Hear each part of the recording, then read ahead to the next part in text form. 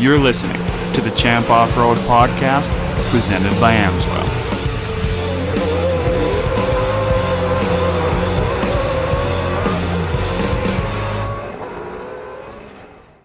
Welcome to another episode of the Champ Off-Road Podcast, presented by Amsoil. Cheyne, Statezny, and Brent Smith here as always. This is episode number 5 already of the 2022 Champ Off-Road season. And Brent, a couple weeks ago, we were in Antigo for rounds 1 and 2. This time, we're going to, I guess, what would be the complete opposite of Antigo. We're headed to the big house, Crandon, Wisconsin. What are your thoughts on making that jump from a tight bull ring to the wide open spaces of Crandon?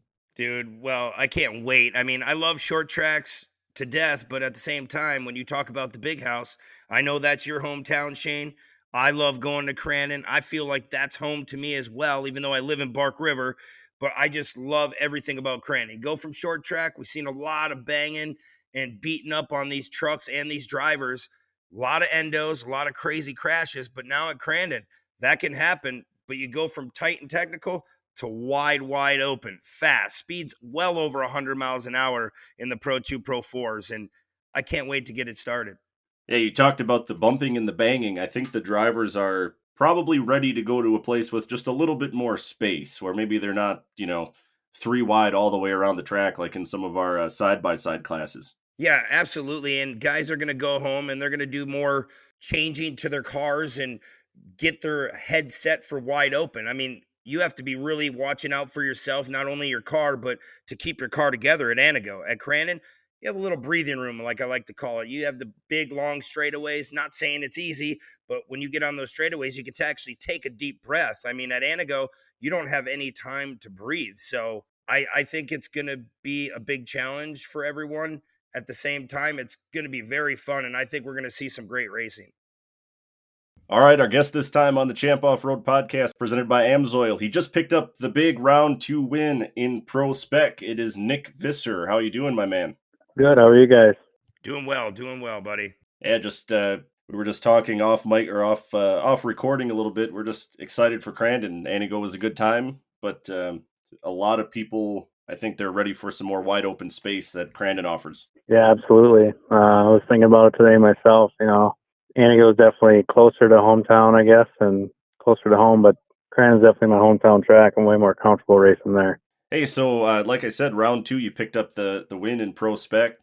Saturday, you were leading. You had a mechanical issue that knocked you out of that race, but then you came back and won round 2. You also had the fastest lap of the weekend for the whole class. Is that, other than the mechanical problem, is that pretty much everything you hoped it would be for your first weekend in Pro SPEC? I mean, yeah. I mean, I know when I started out in stock truck and super stock, I started out way worse than that. So all I can do is be thankful that we're able to get our issue figured out from Saturday and get the finish and capitalize and take the win on Sunday. Hey, Nick, Brent here.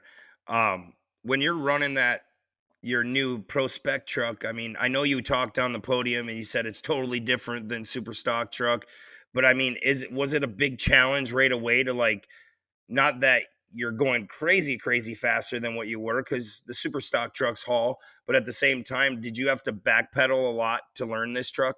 Yeah, it was definitely a lot different than kind of what I expected. The biggest changes for me, it does handle real nice. It lands so much smoother. The steering is almost like it's not even there. I'm so used to normal, almost like a normal truck. I mean, you can just touch the steering wheel with your finger and you're steering. So it's like I had to, when the first day of practice, I went to Crandon, I was going on the backstretch and I was just swapping back and forth because I couldn't slow my hands down fast enough to keep the truck in a straight line. And and the cockpit is so tight, compared to the super stock. We had big open cab in there, and now you get in here and I'm so crowded that you're just, it's a lot to get used to. Yeah, when we were at Antigo, we talked to Billy Booth, who moved up to super buggy from the 2 limited buggy classes. He actually said there was a lot of things that he had to unlearn, things that made him fast in the limited buggies that just didn't work in the super buggy. Is there anything like that you found already moving from super stock to Pro SPEC? I like to tell people, if this truck's like running a 125 2-stroke dirt bike, you're either in the power or you're not. I mean, it's like once you're in that power, it's screaming, it's crazy fast, but you just I don't have the low end to just dump it into a corner and just pull out at the bottom. You know, you got to really. It's like going back to light buggy days. You know, you don't have the power to just whip it into a corner. You got to kind of. Yeah, it's another big momentum game. Learn that momentum again. You know, I carried a lot of that into super stock. You know, keeping your momentum is huge also, but you also had that low end power kind of pull you through some of that stuff where these trucks, you know, they definitely got some power when you get them wound up, but at the bottom end, you know, and then you're going back to trying to learn 3 pedals again. You know, you can't just stab on the brake if you want to. You gotta grab a footful of clutch and then brake a little bit. So there's a learning experience. Oh yeah, for sure. I mean, but you know, in practice at Antigo, I was very uncomfortable. I couldn't see my spotter. My communication wasn't working. And, you know, so coming to qualifying was a little bit rough, but then coming to the race Saturday, you know, I'm right back to where I'm feeling where my super stock, where I'm pretty comfortable in it now. And I think we'll be able to just keep going, striding forward more and more every time I get in it. So is there anyone like coaching you out there? Are you picking any individual where, like, I know anyone has friends and pals that have been in the classes, but I mean, are you leaning on anyone going, hey, you know, could you help me here and there? Or are you putting it all underneath your own feet? Driving wise, I'm taking some pointers from people that have worked with pro guys, you know, trying to, you know, if somebody gives me a pointer, you know, just try it out, see if it works for me. Otherwise, most of it's, you know, with setup and stuff like that, I lean on a few people, but other than that, I guess the driving is basically my own hands. My spotter, he's out there just to tell me who's around me and what's going on. He's not telling me where to drive, how to drive, or what anybody else is doing. So that's the way it should be. Yeah, it's pretty much on my own. So you actually have kind of it seems like the right mix of experience, and you touched on it a little bit. You started out in light buggy, and then you raced 2 limited truck classes. You're the only guy out of the 4 drivers in Pro Spec right now with that wide of a range of experience in off-road. Do you think that gives you a little bit of an advantage that you're able to draw on different experiences like that and put it all together in a new truck? Oh, for sure. You know, throughout my life, I started racing. I raced in go-karts a couple times when I was a kid, but nothing full-time. I was just with some friends that had stuff. Went to 4-wheeler racing, you know, so you're getting experience with clutch and shifting there, you know, and then I went up to just an automatic car, like a Monte Carlo. So I went up to, I suppose from the 4-wheeler, I went to front-wheel drive circle track. So I was shifting clutch, so I learned it there. And then I went to street stock, which is automatic. So basically I just put it in one gear and go. But then I went from, you know, 350 back to the light buggy. So then, you know, that's where I had to learn the momentum thing again. You know, so I've raced so many different things. So, you know, everybody was coming to me saying, oh, I was going to be disappointed, you know, leaving a V8 and going to V6. And, you know, I'm like, these people don't realize, it's less than 100 horsepower difference from my other truck. You're talking almost 1,000 pounds lighter, and you're taking away all the, you know, the Turbo 400 eats up so much power, you know, we're running a manual. So the power to weight ratio is above and beyond what the super stock was. So, I mean, it's totally, you know, people think it's going to be slow and boring, but dude, I had a blast. It's so much fun. That's so cool to hear because I had a lot of confidence in you going up. I know there was a lot of people here saying, going, well, you know, it's not the same as super stock truck. Okay, well, you got to give guys a chance, you know, if they want to move up. I mean, more gratification to you, dude, because I'm giving you props. What you did at Antigo, showing everyone that you're there. I believed you were going to do that because you're a good driver. You're a great driver. You showed, I mean, super stock truck, you talk about that momentum. Hey, that's what it's all about. And I know it was just a matter of time for you to feel comfy. And I can't wait to see you at Crandon. I wish there was 12, 13 of those trucks. Oh, yeah, for sure. I mean, if we get a few, I mean, yeah, people are going to say, oh, you got to win. There's only 4 trucks, you know. But we're all brand new. We're all pushing, you know. I was just happy to have a truck that finished the race under power at the end of the day. You know, it's still, you know, we got my first pro win. Yeah, it wasn't many trucks, but we did it. And I can't wait for more to be out there, to have some more battle and fun, and and it's going to get better. We're all going to learn a lot more about these trucks, and hopefully get all our problems figured out, and just have good battles. I mean, look at their lap times. We're tight. I mean, I look back at the replay. I mean, Gray was right on my butt the whole time. I was just doing my best not to screw up. These trucks are, what do you want to say, bike happy.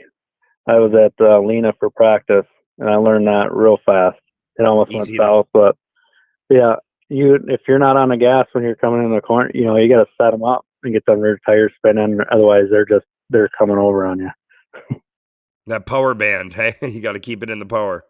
Well, it's not even that. It's just, if you're off the gas throwing it into a corner, it's going to catch and go. Right. So, no matter what. They're so light, and narrow. They're not going to slide, and pitch out like a Pro 2 or something like that. They just want to bike.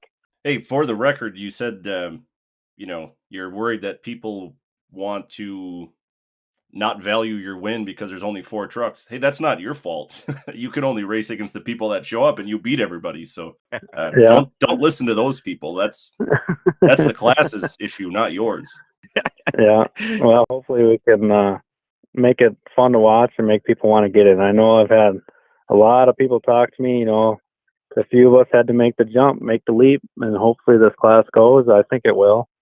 Sounds like there's some more being built, and hopefully we can just get a lot of interest in it, and it's going to be a great class. It's reasonable to get to, and I think the equipment's going to hold up. You're not running a motor that's strung right out to its limits and like a ticking time bomb. These transmissions too. It's gear to gear. As long as you shift smooth and aren't smacking gears, the stuff's going to last. Saving the parts. Yeah, well, I do know of a 5th driver who actually sent me a message and told me that he sold his existing race car. I don't know if he's public with it yet, so I'm not going to say his name, but you may already know this. But there is another one on the way. He hopes to be out by the end of the year, so we should see 5, and then there's a couple other that are, as you know, kind of up in the air for this year, maybe the start of next year. So it's growing, and they're on the way. Well, yeah, for sure. Just like me last year, we had this truck all of last season. We had it before the first race even was here, and we were just wanting to see who else was going to be going, what it was going to turn out to be. We took a gamble, got the truck, but we got one that was capable of running pro light. So we knew if things didn't work out. We even left all the mounts in except for the engine mounts. I mean, if things don't go out or if we want to move up, this truck is 1 3/4. We can slap the Pro Light package back in it and keep going. So we didn't go for that light truck. I'm way heavier than most of them, but it's something you got to give up to.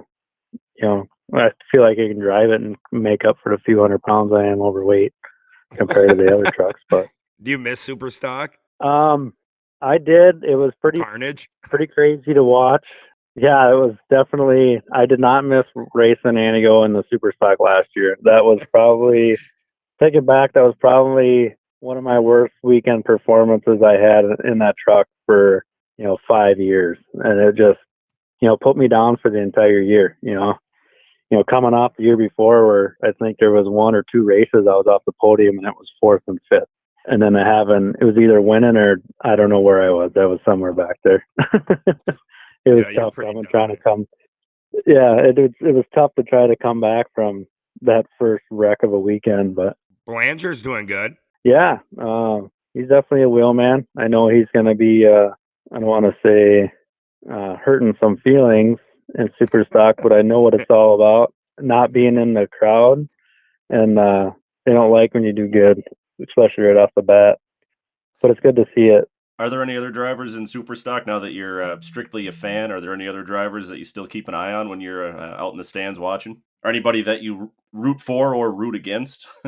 I wouldn't say root against anybody, but I did make a lot of friends in the class. Or maybe we're more friends now that I'm not there. Talk a little bit more, but it's pretty cool. I still, I was lining up for the first race and second race, and they're all coming up and giving me props for moving up, and couldn't wait to see what I was going to do. And, even afterwards, just, I don't know how to say it, but, just like a mutual level of respect. Yeah. It wasn't a fluke, I'm there to, I ain't out here. I mean, I'm out here to have fun, but I am have fun when I'm winning. I'm not, you're I'm not out out to here win. to waste money and to have, I'm not a weekend person that just likes to, I'm just going to go out and race and have fun. And I'm going to go out and race to have fun and try to get some of my money back that I spent. And you love to win. Nobody hates winning. Oh, right.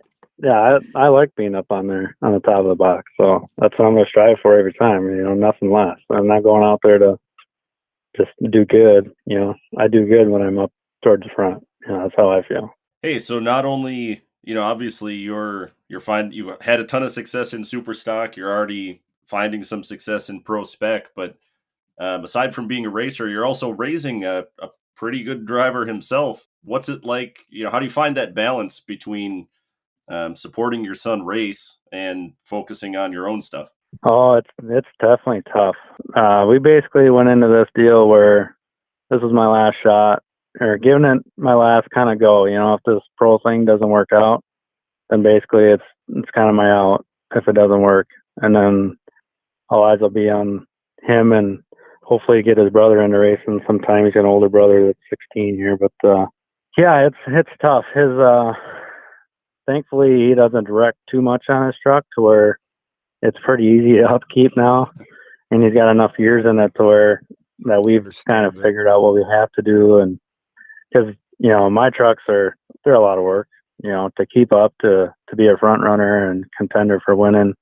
There's no waxing in anything, and we always started out just trying to get him to be competitive and to finish in races, and and just let it come to him. And then all of a sudden, he had last year happen where he won a couple races and on the podium. Now he's like, all right, let's get this thing going. And if he doesn't have a good race, he's upset. So then we got to figure out and stick the time into it. So now it's definitely getting harder because he's got that push to want to win too.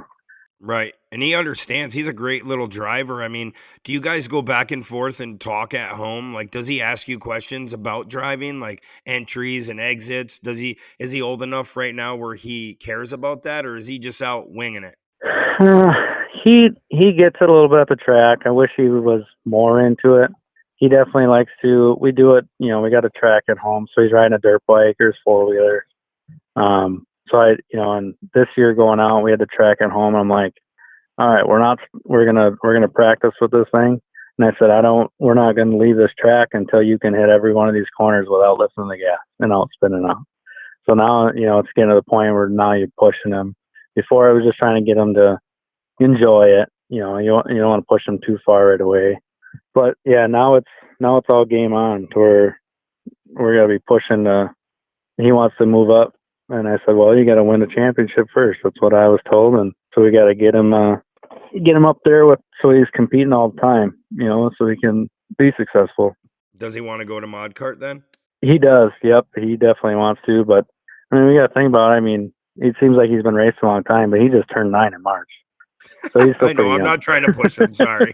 Hey, he can sit there for a couple years. He's going to be, as soon as this podcast comes out, Race is going to be bothering you like, Dad, Brent said it's time to move up. When are we doing it? Yeah.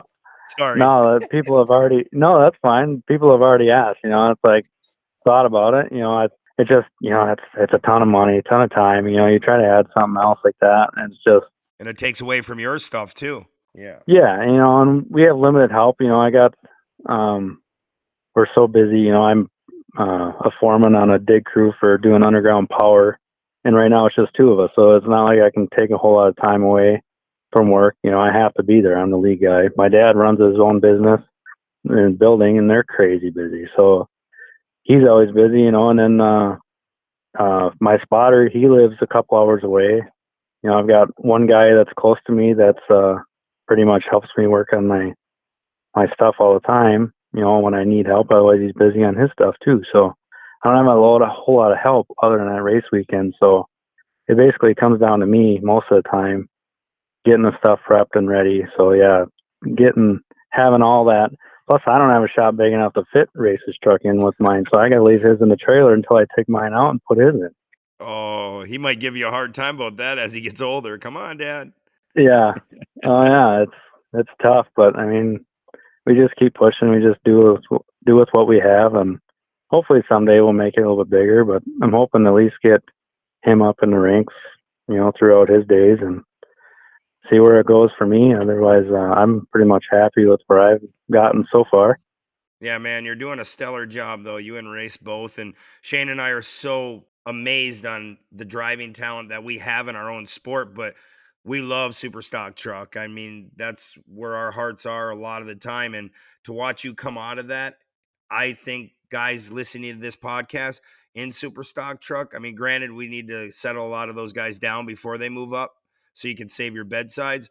But other than that, I think that if we get a handful of those guys to move up, man, we're talking 10, 12 trucks. That'd be a fun class to watch. Oh, yeah, for sure. I mean, and that's the thing. A lot of those guys just need to settle down a little bit. You can't win a race right off the bat. I mean, look at Nick Bing. I mean, he works his way through the race the whole way. He does. And that didn't come from, just getting in there right away. And a lot of these guys, they bash their stuff up because they're pushing too hard at the beginning, and they're just, them trucks aren't made to withstand all that. You kind of got to keep your truck together. That's what, I can't say I like to pick through and cruise out to the front, but it's like once you get there, a lot of guys are like, oh, you got to help me out. And, how do I go fast? I'm like, go back and watch all the tapes. We've got tapes from all these races. Watch what the top guys do. They don't bonsai these jumps. They're not throwing it way out in the loose crap in these turns. These trucks, you can't just, there's a couple of them that can, but you can't just bonsai it off a jump and just flat foot. I mean, my truck was set up to where I couldn't hit big jumps very hard. I had to brake check them, kind of short hop them, get that truck on the ground and back home. They're not made to be just launching because the parts do not hold up. Yeah, and that's part of taking care of the truck. And 90% of that class, I'm not being mean and cruel about it, but like as we watch it, as time goes on, I mean, it hasn't gotten any better from Bark River last year. Yeah, it's been, last year was rough. A lot of money in those trucks. They're not just stock trucks no more. We got to call them like pro stock, because if you look underneath them nowadays, they're crazy. Like they land very nice. Yeah. Yep. And there's a few things they could do to make them even better, but then, and people were always wanting to make them faster, let's do this to make them faster. I'm like, I'm sorry, but you make these trucks any faster, the truck's not going to hold up. Right. They need to be, right there. But there's a few things that could have been changed, or we were trying it a little bit here and there to make them land a little bit better just to hold up the equipment. But they wanted to keep it. I mean, it's been great racing for how many years straight. So why go change rules? I mean, there's times where you kind of got to go to change rules. I mean, look how old most of them trucks are. I mean, mine was a 92. That's 20 years old. Or 30 years old. Sorry. So, it's hard to find a good one to start with. So the rules do need to start allowing some of these new trucks in, but they're like Sam Jack's truck. That one was so limited, being a newer chassis, and it's not even that new because that one right now is 20 years old. That's crazy. Yeah, something or maybe it's only 10 years old. Sorry. We're getting old. Yeah. These trucks, they're not getting any younger, that's for sure. Hey, Nick, so looking ahead, Crandon, rounds 3 and 4, like you said, that's your home track. You've had a lot of signature wins there. You've clinched 2 championships in Super Stock Truck there, and you said you also tested there before this year. You have to be pretty optimistic that you can, defend your home turf for rounds 3 and 4, right? Yeah, I'm really excited to get on the track. I seen on our schedule that we're scheduled for our own race, which I kind of figured maybe on a bigger track they would stick us in with Pro Light, which is tough because how do you showcase a new class when you throw them in with a class they look identical? It's hard. So, they need to stick to having our own race. Granted, there's only a few trucks, but I'm kind of guessing we'll be getting the short track, I would have to assume, which I don't really mind because I do like the short track as much as I do like the long track. But either way, I'll be happy to be out on Crandon with it. And letting that thing eat and seeing how fast you can go and show some people what they can do. Yeah, I mentioned that you've had such great success at Crandon. Does the track just suit your driving style, or do you have some secrets figured out, or is it just familiarity with the track? What leads to your success there?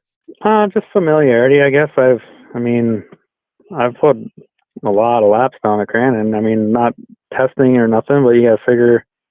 I started racing off road in 2012, and there was a couple of years there we raced there 3 times or whatever.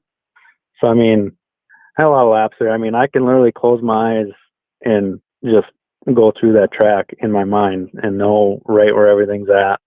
Well, Nick, that's what we're doing at Crandon. Get ready. I'm going to set you up, buddy. We're going to do this. Well, I believe you, but I want to see it. Sitting here, leave it. Yeah, not quite that good, but yeah, I can't wait. You know, and in Crandon, it's a favorite of mine, but it's not even my favorite. I love Bark River by far is my favorite track to race. Oh, Cheyne, I'm heartbroken, Nick. I told you I love Crandon, but Bark River is just, I don't know, there's something about Bark River. And looking back at last year, I was leading and I had an axle shoot out of my rear end housing. Somehow that keeper plate on the end of the housing broke, and I shot that axle out, and that wrecked my streak of 7 years in a row. I won Sunday at Bark River. Jeez, that's crazy. That was my first win in stock truck, my first win in super stock, and I won every Sunday there, other than this last year. Well, I can see. I don't know what it was. And it was always something about Sunday. Saturday was not that great, but Sunday I could just, I don't know, get out there and just felt like I could just set sail and just go. I had so much fun racing there and doing that. You know, Brent, if Bark River is so great, maybe someday they'll start giving out rings to their winners. I'm just kidding. I shouldn't throw that kind of shade at Bark River because I love that place too. I'll give him a ring later. Don't worry. I'm just standing up for my hometown track. Hey, we love them all, guys. We love them all. When we go to Bark River, Brent's gonna be handing out the ring pop on Sunday. Hey, that's about all I can afford. So. Hey, so to be successful at Crandon, being that it's such a wide open track, you know, it gets compared to like Talladega or Daytona. What kind of approach does it take to be successful there? Generally speaking, I'm not asking for secrets necessarily, but you know, what makes a driver fast at Crandon? My biggest thing was last year I finally nailed it like dead on. It was always tough battle. You know, sometimes guys will throw a bigger tire on for Crandon and leave the same gear or go up a gear and stay with a smaller tire. And last year I switched at Bark River, I switched to the 16-inch wheels and tires because the 15s are no longer available.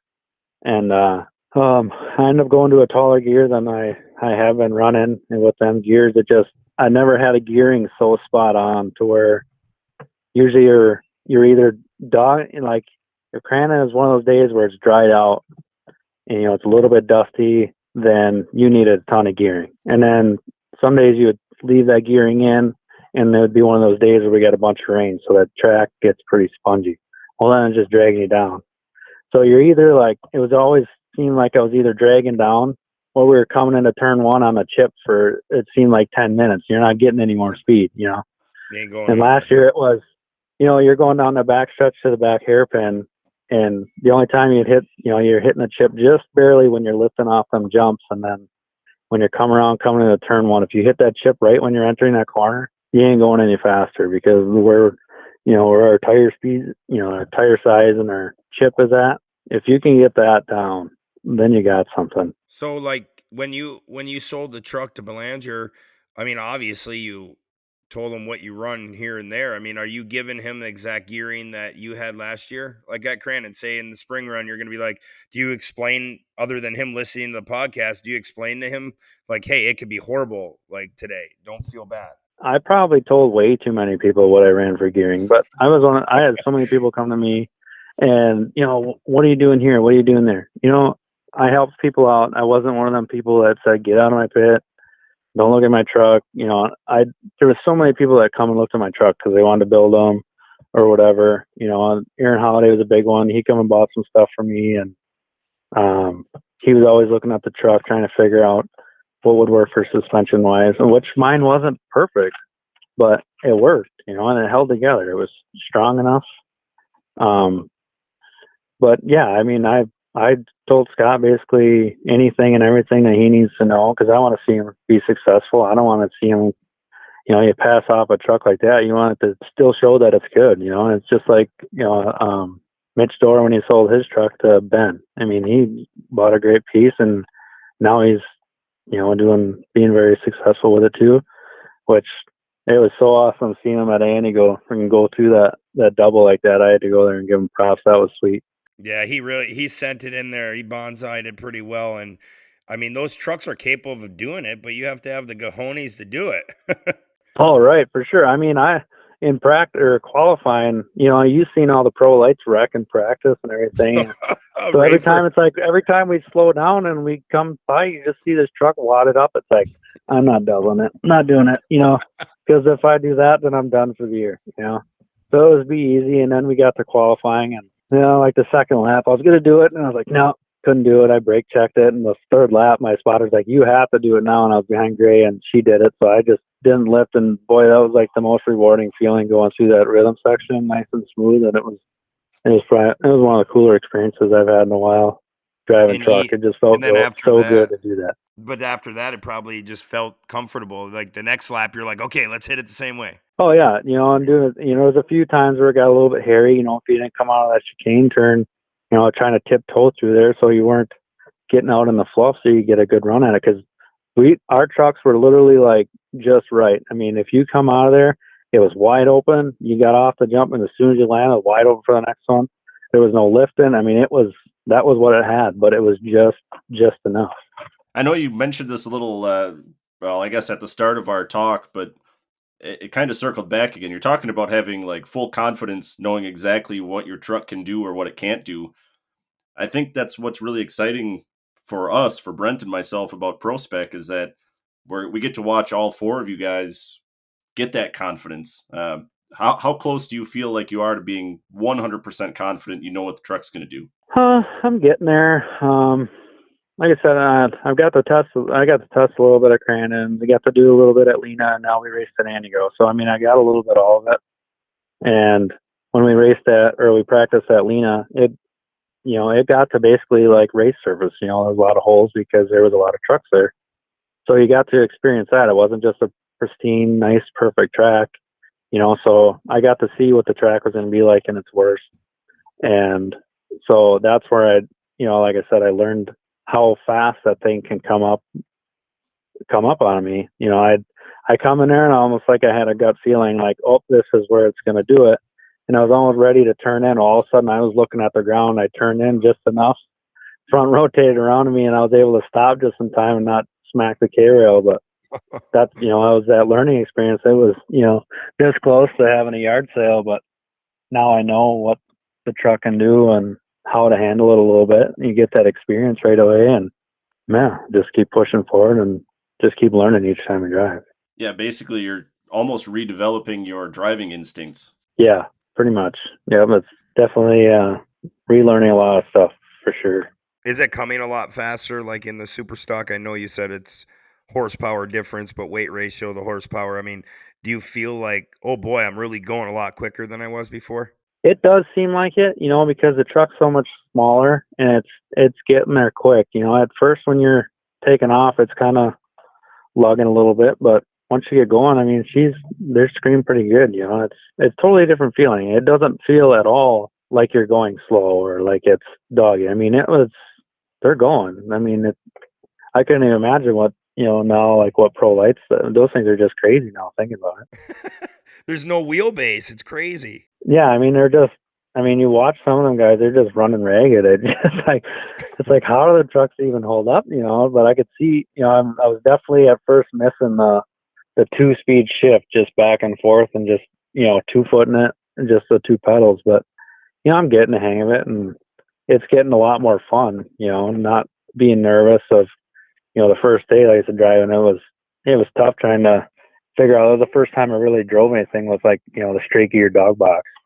So, I mean, I usually clutch it just because I like being easy on the equipment, but you don't have to. I mean, you can downshift, upshift, whatever, on the gas, off the gas, clutch, no clutch, it don't matter. That's so awesome. So it's like back in the day when they had the 4-bangers and stuff. I mean, those transmissions, they were, if you beat them, the better you beat them up, they worked better, you know? Yeah, but you also got to be careful with them, because if you don't do something right, you're nicking off a gear, and then all of a sudden you're stuck, and you're either putting around in a couple gears you got left, or that's it. What was wrong with Easton Sleeper's truck? Did you find out? Like, he just seemed like he wasn't even on pace at all. It was something in the gearbox. I think on Sunday he only had first and second gear. Oh, okay. So I don't know if it was something with a shift he missed and chipped a gear, or what exactly happened. But he did say he only had first and second gear. So Nick, less than a week away, we're going to be at the Big House. What's in store for Crandon and Visser Motorsports? Yeah. I mean, I want to be consistent and learn and just, drive good. I mean, I guess, and keep the truck together, and like I said, all our eggs are in this basket. So if something bad happens, who knows what the next step is. So I got to keep my equipment in good running shape, because like I said, it's all in it. So, we got to be good. I got to be good. Just mind my P's and Q's and not get over my head with anything. And then just, like I said, just keep learning, keep putting down fast lap times, and just be consistent. I mean, that's the biggest thing I'll have to learn with this truck too. It may seem like I got consistent in corners, but it seems like I never quite hit that same mark all the time. And I really need to dial that in. And, hopefully the experience at Crandon, I can, get enough time in this truck to where I can be that consistent in it. And be that comfortable, because consistency will come with being comfortable. But, I mean, Cheyne and I love watching you come through the ranks, and we love watching race. He's just one bad little race car driver. I mean, he's so cool to watch. He's so smart. He knows what to say at the right times, and we wish you the best of luck. And Cheyne and I can't wait to get the rest of the season going. Yeah, I appreciate you guys having me on. It's a good opportunity, and can't wait to see you guys out at the track, and can't wait to be there racing. So sounds good, man. We really appreciate your time. We'll see you in about a week. All right, you guys take it easy, all right? Well, that'll just about be a wrap for this episode of the Champ Off-Road Podcast presented by Amsoil. This is episode 5. We will have episode 6 coming before rounds 3 and 4 at Crandon, so look for that here in the coming days. But hey, Crandon's only a week away. Absolutely, Cheyne. I'm so excited. I remember as a kid, you and I going up to the fence, checking things out. We get to be in the booth once again, and the big boys are in the house. A lot of great talent. We're going from a short track to the big track, the Big House, the mecca of off-road racing. I cannot wait to get there, Cheyne. I'm right there with you, Brent. I am excited to go home. Well, that'll be a wrap for this episode of the Champ Off-Road Podcast presented by Amsoil. For Brent Smith, I am Shane Statezny, and we'll talk to you again soon. Thanks, everybody.